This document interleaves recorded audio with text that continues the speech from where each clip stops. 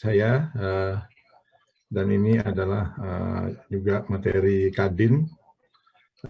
Baik, terima kasih atas waktunya. Assalamualaikum warahmatullahi wabarakatuh. Selamat pagi, salam sejahtera untuk kita semua. Om Swastiastu, Om Namo Buddhaya, salam kebajikan. Ya, yang saya hormati, hadir di sini ada Pak teman-teman kita juga, tadi Pak Irjen ya sudah bicara, kemudian ada tadi Pak Fajar, lama tidak bertemu, bertemu di online nih Pak, di Zoom, dan juga tadi ada Pak Silmi Karim, Pak Agung, dan juga Pak Ade Yuyu ya, dan juga ada Pak Beni tadi ya, teman kita juga teman lama, dan juga Bapak-Bapak, Ibu hadirin semua yang tidak bisa saya sebutkan satu persatu. Jadi pada kesempatan ini saya akan memaparkan beberapa poin ya. Maaf ini materinya saya mulai dari awal aja. Jadi dalam kaitan pembicaraan kita hari ini, strategi membangkitkan kembali sektor industri di Indonesia, tadi sudah kita dengarkan ya paparan yang sangat bagus sekali, dan tentunya ini menjadi sebuah aktivitas dan juga sebuah kegiatan yang memang harus terus kita lakukan supaya kita bisa bersama-sama menggerakkan, membangkitkan kembali industri Indonesia. Dan saya mewakili Kadin dalam hal ini sebagai partner dari pemerintah ya, yang tentunya membawahi berbagai asosiasi industri dan termasuk juga asosiasi perdagangan, dan tentunya juga termasuk bapak-bapak, ibu-ibu tadi dari BUMN gitu ya. Dan saya sebagai chairman Komite Tetap Industri Logam, Permesinan, dan juga alat transportasi darat, laut, dan udara, ya sangat relevan sekali bicara tadi. Tentunya dalam hari ini bicara dalam konteks bagaimana kesiapan industri nasional dalam mendukung TKDN komponen ya, termasuk juga tentunya nanti kesiapan materialnya.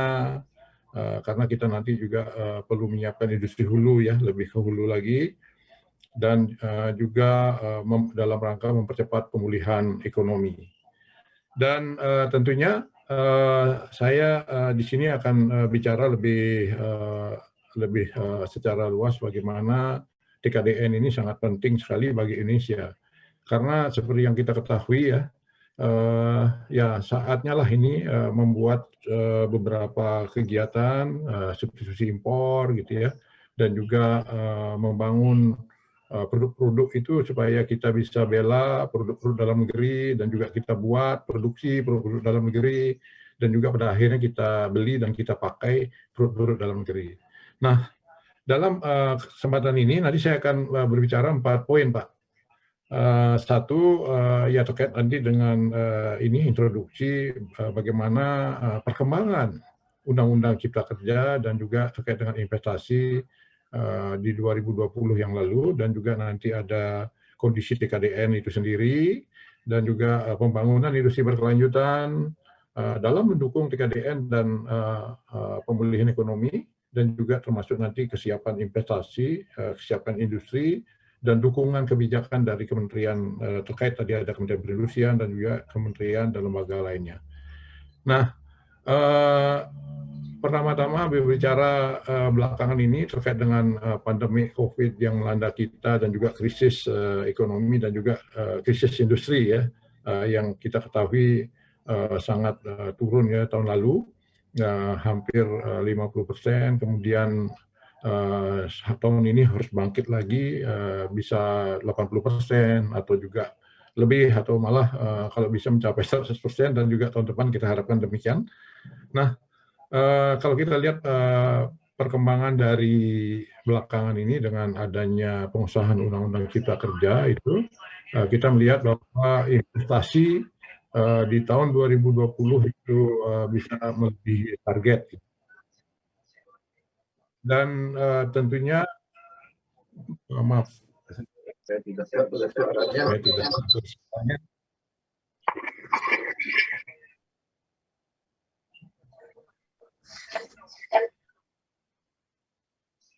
Ya, ya, bahwa di tahun 2020 ini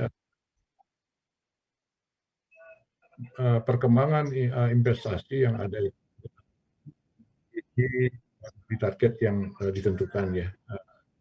Jadi secara total itu tumbuh 2,1%. Dan juga kita lihat bahwa penanaman modal asing pun dibandingkan negara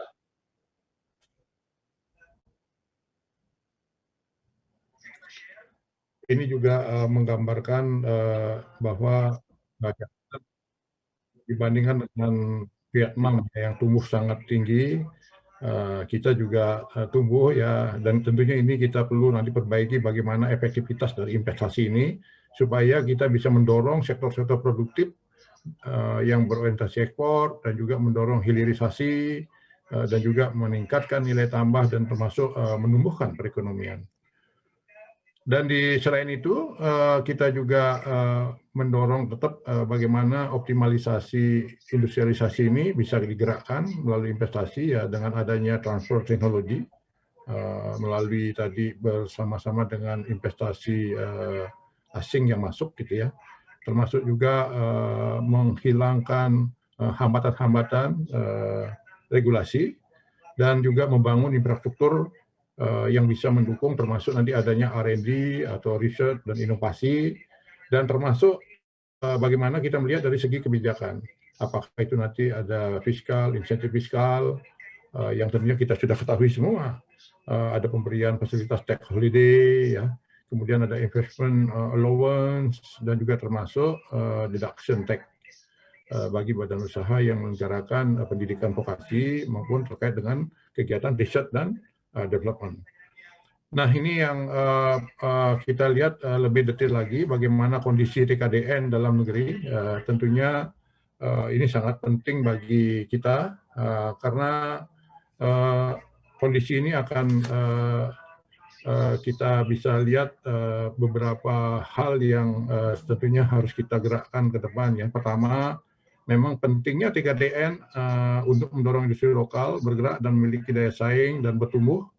Terutama dalam hal ini nanti ada keberpihakan kebijakan pemerintah untuk pengembangan TKDN itu sendiri, di mana kewajiban TKDN bagi investor teknologi tinggi ya dapat diimplementasikan melalui syarat TKDN yang ditetapkan diantaranya dengan mendirikan riset dan juga pabrik manufaktur. Nah, sehingga ini dapat bekerjasama dengan supplier, komponen lokal maupun juga termasuk nantinya dengan material. Dan juga kita harapkan ada regulasi yang juga menjadi hambatan ini juga bisa kita atasi, yaitu dengan adanya penerapan ya TKDN ini tidak hanya di dalam manufaktur juga, tapi juga bagaimana kita bisa kembangkan industri material di dalam negeri. Ya, tadi sudah dipaparkan juga oleh pembicara sebelumnya, dan juga termasuk rekomendasi kebijakan yang diperlukan, ini juga kita perlu bangun juga, termasuk bagaimana pemerintah menerapkan skema perlindungan terhadap industri nasional ya dalam bentuk hambatan perdagangan, baik itu non-tarif barrier maupun juga nanti ada non-tarif measure gitu ya, ada terkait dengan tarif maupun non-tarif. Dan ini juga kita lihat nanti kesediaan barang dan jasa lokal juga ini masih menjadi hambatan pelaku usaha industri dalam menerapkan kewajiban tingkat TKDN dalam negeri. Nah, ini beberapa contoh yang sudah kita gerakkan, lihat ya, data dari Kemenperin ya, dari pusat P3DN, bahwa sampai Maret 2021 itu beberapa perusahaan ya yang sudah bersertifikat dengan TKDN ini, apakah itu kandungannya di bawah 25%, antara 25% sampai 40%, maupun di atas 40%.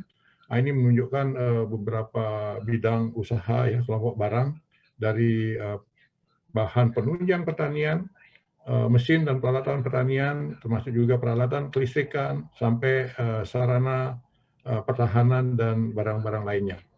Dan juga kita lihat dari semua kegiatan itu ada 21 kelompok industri, ya, ada 1.435 perusahaan.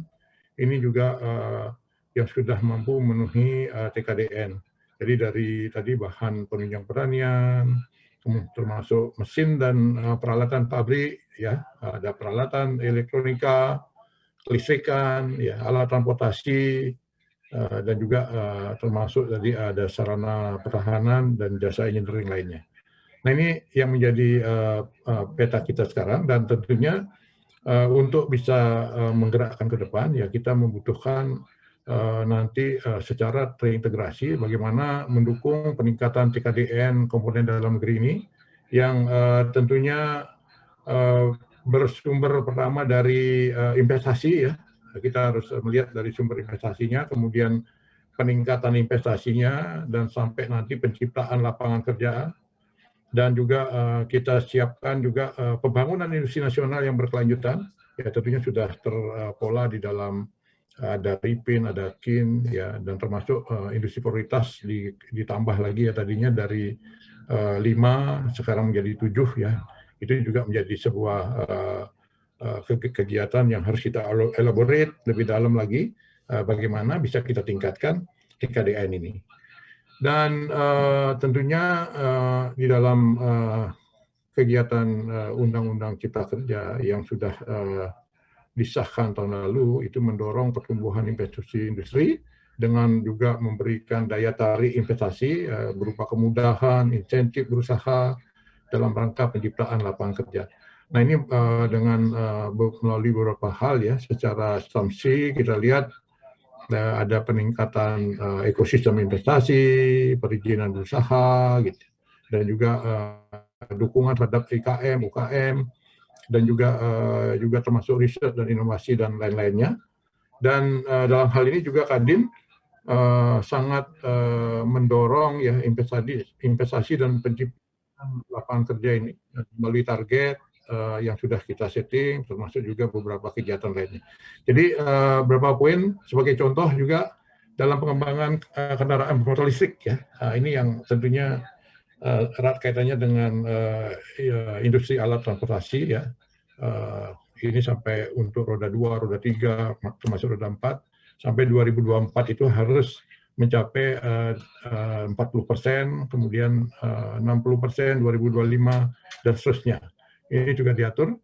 Dan terakhir, ya, untuk mendukung ini semua, ya kita tetap harus konsisten dan juga tetap bekerja sama terus bagaimana kita bisa jalankan penggunaan produk dalam negeri oleh nanti apakah itu dari BUMN atau dari masyarakat dan juga dari pemerintah, gitu, ya, sehingga berbagai peraturan terkait dengan TKDN ini harus kita jalankan, dan juga tentunya harmonisasi regulasi dengan kementerian dan lembaga lainnya, karena tidak hanya bisa cukup dari Kemenprin saja, tapi perlu dukungan dari Kemendag dan juga kementerian lainnya. Dan tentunya kesiapan industri dalam dukungan kebijakan dalam menumbuhkan industri substitusi impor dan juga meningkatkan TKDN ini perlu melihat nanti non-tarif measure-nya, dan juga ada nanti kemampuan kita dalam buat SNI, gitu, ya, dan termasuk trade remedies-nya, dan juga mengatur tata niaga impor. Dan hal-hal ini yang harus kita siapkan terus, dan juga konsolidasikan dan koordinasikan dengan berbagai pihak.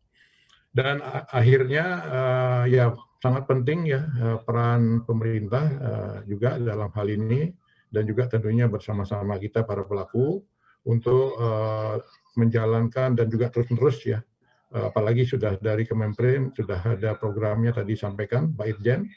Kemudian juga bagaimana kita meningkatkan standar TKDN untuk sektor-sektor strategis, dan juga memberi insentif untuk perusahaan yang dapat memproduksi kebutuhan pemerintah yang selama ini hanya dapat melalui impor, ya kalau bisa nanti sudah beralih dengan produk dalam negeri. Dan apalagi kita ketahui kalau bicara produk IKM, UKM, ya, sekarang ini sebagian besar hampir 80% kita lihat dari Alibaba maupun juga e-commerce lainnya itu masih diimpor. Nah, ini perlu ada pengembangan lebih lanjut dan juga memberi kemudahan akses bagi industri memperoleh bahan baku penolong dan faktor produksi lokal.